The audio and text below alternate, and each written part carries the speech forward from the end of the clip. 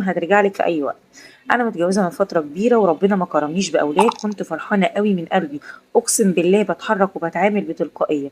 إحنا عشان صحاب من سنين أنا أعرف أهلها واخدة عليهم، حتى أهل جوزها، وربنا العالم إني كنت وما زلت نعمة الصديقة. وخليكم فاكرين أنا مش باشكر في نفسي، وده بشهادة أهلها وأهل جوزها، وإنها دايما بتجيب في سيرتي بالخير وبتقول عليا كلام كويس. حلو الكلام.